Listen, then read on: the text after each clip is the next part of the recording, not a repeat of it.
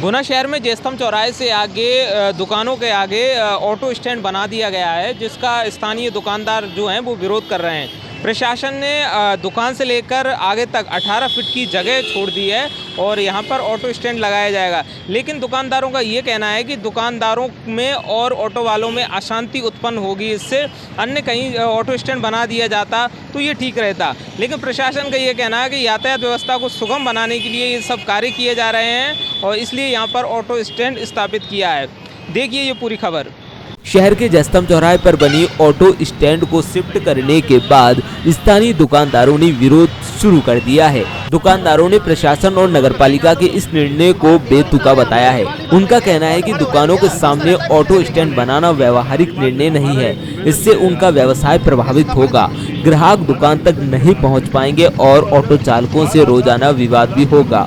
जानकारी के अनुसार तहसीलदार गौरीशंकर वैरवा, नगरपालिका सीएमओ तेज सिंह यादव सहित कई वरिष्ठ अधिकारी की मौजूदगी में जयस्तंभ चौराहे से ऑटो स्टैंड हटाकर इसे लगभग 100 मीटर दूर उत्कृष्ट विद्यालय की दुकानों के सामने एबी रोड की तरफ शिफ्ट किया गया है।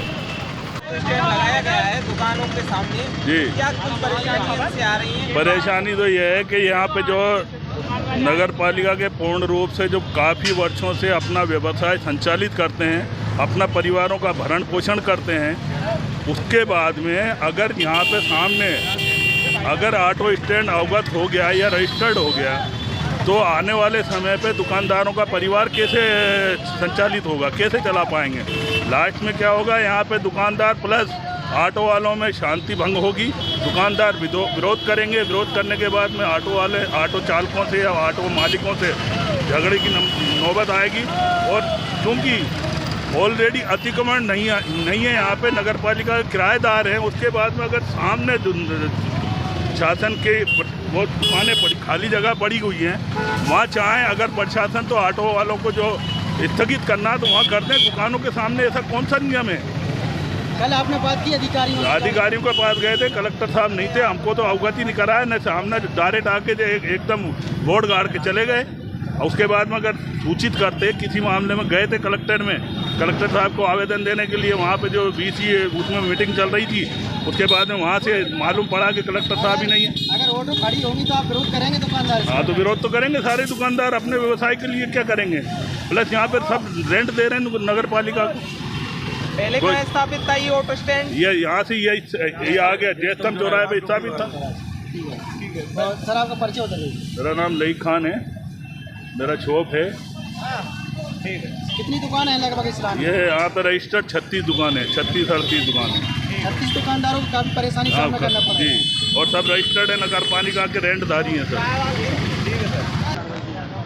जैसा कि आप लोगों की जानकारी में है, विगत कुछ दिनों से लगातार अतिक्रमण के विरुद्ध मुहिम चलाई जा रही है यातायात व्यवस्था को सुधार करने के लिए।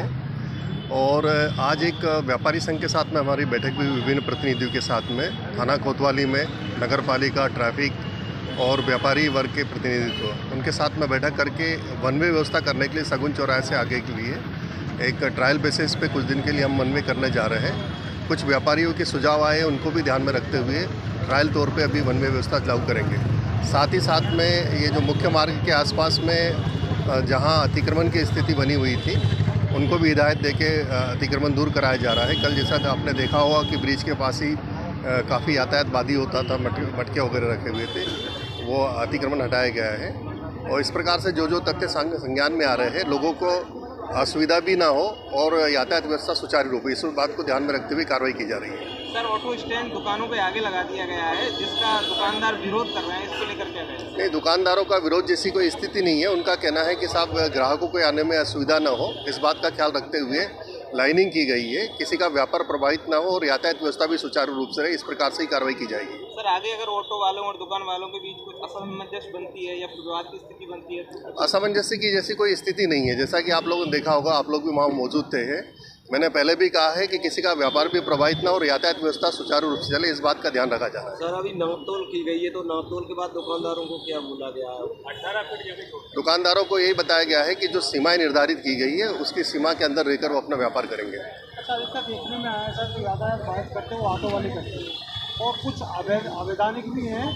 60,000 RTO रजिस्ट्रेशन है, जबकि 3,000 के कागज है। उसमें हमारी ट्रैफिक पुलिस लगातार कार्रवाई कर रही है और इस पे भी आगे सतत कार्रवाई जारी रहेगी। बूढ़ेवालाजी चांसावाली रोड पर किराना दुकानदार ने नहीं दिया उधार सामान तो कर दी मारपीट। गुना शहर के कोतवाली क्षेत्र अंतर्गत चांसावाली रोड पर स्थित एक किराना दुकानदार से 1 दर्जन से ज्यादा बदमाशों ने तोड़फोड़ कर मारपीट कर दी। दुकानदार का दावा है कि आरोपी उसकी जेब से 17,500 रुपए भी निकाल ले गए, जिसका उल्लेख कोतवाली पुलिस ने FIR में नहीं किया।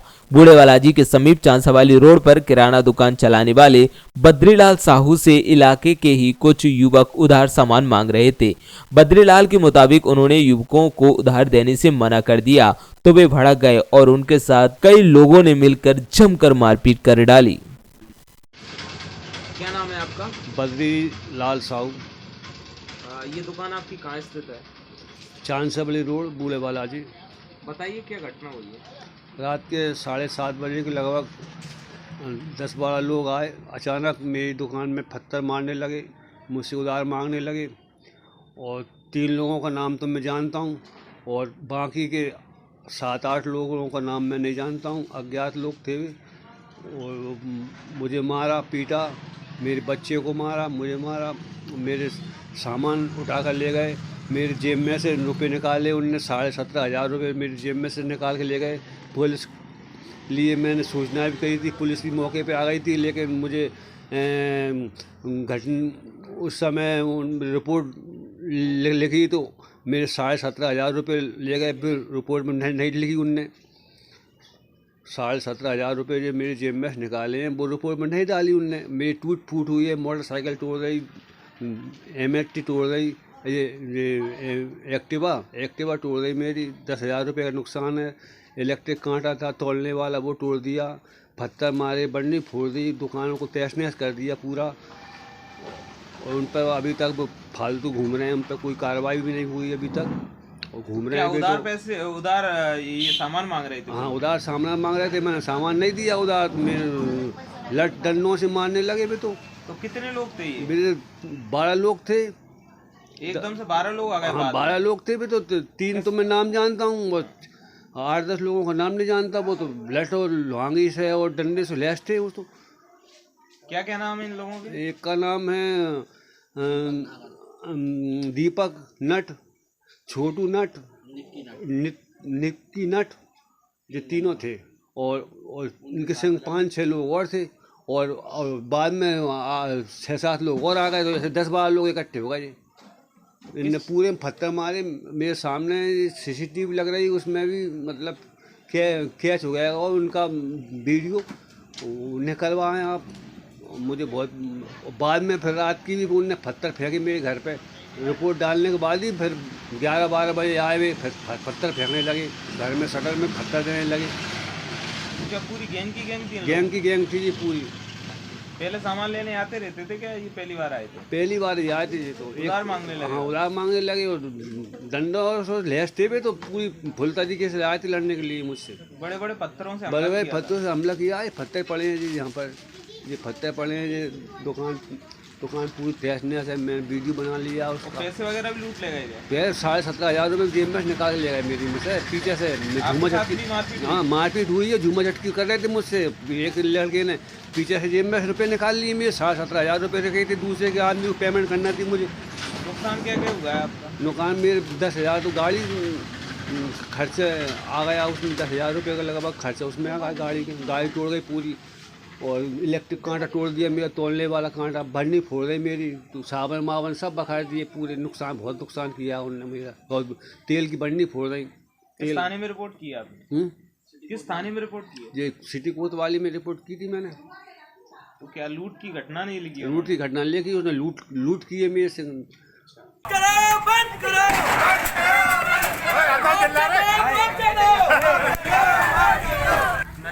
नली आई ना, उसके चक्कर में हमारा ठेला पलटा उसमें और पूरा दूध पिल गया हमारा। 120 लीटर दूध के आसपास फैल गया। तलैया मोहल्ला पर दूध का ठेला पलटा, हुआ काफी नुकसान।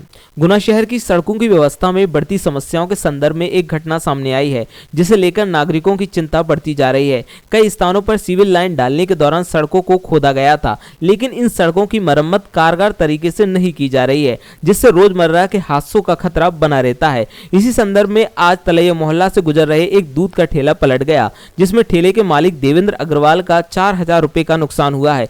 इस घटना में खराब सड़क के कारण ठेला पलट गया और माल को नुकसान हुआ है। प्रशासन से निवेदन किया गया कि वे सड़कों की मरम्मत को प्राथमिकता दे और नागरिकों की सुरक्षा के लिए त्वरित कदम उठाए। क्या नाम भाई साहब आपका? देवेंद्र गोवाल।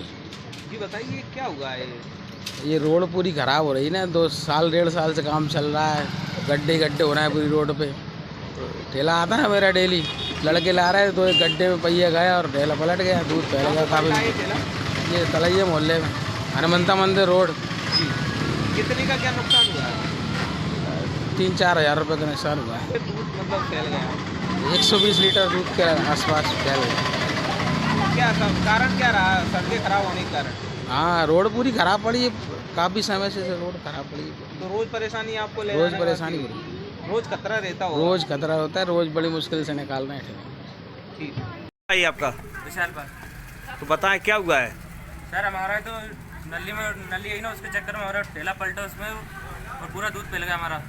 तो ये कब से समस्या है इस प्रकार की? ये कम से 1 साल से ऊपर हो गया।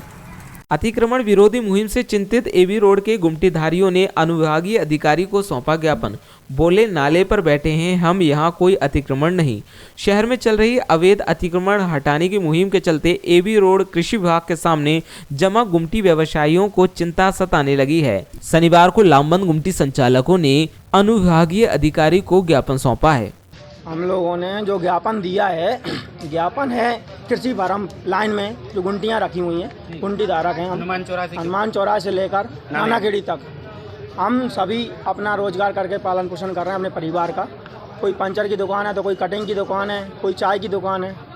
तो हमने आज प्रशासन से निवेदन किया है, तहसीलदार महोदय, कलेक्टर साहब महोदय से निवेदन किया है कि हमारी गुंटियों को ना हटाया जाए, क्योंकि नाले पर रखी गुंटियाँ कोई अतिक्रमण नहीं कर रही हैं। हम अपनी हद में रहकर अपना कार्य कर रहे हैं और एक बार फिर पुनः विचार करे, प्रशासन अपना पुनः विचार कर हमें आदेश करे, क्योंकि उन्होंने अचानक से कल शाम को अतिक्रमण गाड़ी से अनाउंसमेंट किया गया। कोई नोटिस दिया आपको?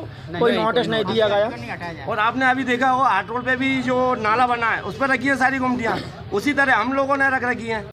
हनुमान टेकरी पर हनुमान टेकरी ट्रस्ट द्वारा लगाया गया प्राकृतिक चिकित्सा शिविर, कई मरीजों की गई जांच। गुना शहर के प्रसिद्ध हनुमान टेकरी मंदिर पर हनुमान टेकरी ट्रस्ट द्वारा आयोजित प्राकृतिक चिकित्सा शिविर में कई मरीजों की जांच की गई, उन्हें प्राकृतिक दवाएं उपलब्ध कराई गईं। इस प्राकृतिक चिकित्सा शिविर में सभी बीमारियों के इलाज के लिए जड़ी बूटियों का प्रयोग किया गया। हर्ष की बात है, हनुमान टेकरी मंदिर ट्रस्ट द्वारा एक कैंप लगवाया गया है जो कि सभी बीमारियों का इलाज करते हैं और चेक करते हैं बगैर ब्लड लिए। कम से कम 100 बीमारियों की चेकिंग होती है। इनके पास ऑटोमेटिक पद्धति द्वारा जो मशीनें लगाई गई हैं, प्रत्येक की चिकित्सालय है और इसमें जो इलाज होगा जड़ी बूटियों द्वारा होगा। ज़्यादा कोई खर्च नहीं है इसमें। आपको जड़ी बूटी लिख के देंगे, आप पेड़ पौधों की जो जड़ी बूटियाँ होती हैं, जो पत्ते होते हैं, उनसे भी इलाज होता है। पंसारी की दुकान में ना मात्र 2-5 रुपए की दवाई में पूरा इलाज होता है। 100 तरह की बीमारियों का इलाज किया जाता है। सिर्फ 50 रुपये का शुल्क लिया जाता है, जो कि पूरी 100 तरह की चेकिंग की जाती है, ब्लड शुगर, हार्ट, सभी तरह की। और हनुमान टेकरी मंदिर ट्रस्ट इन लोगों से यही अपेक्षा रखती है कि कम से कम महीने में 2 बार ये लोग कैंप लगाएं और अधिक से अधिक लोगों को लाभ मिले। और हम ये चाहते हैं जैसे ही लोगों को लाभ मिलेगा उससे सबको फ़ायदा होगा, दर्शनार्थियों को फ़ायदा होगा। आजकल घुटनों की भी ज़्यादा तकलीफ़ है लोगों को, जो चढ़ नहीं पाते, वो भी इनके द्वारा जड़ी बूटियों द्वारा घुटनों का दर्द भी ठीक किया जाता है। और हम की कृपा से हनुमान टेकरी सरकार पे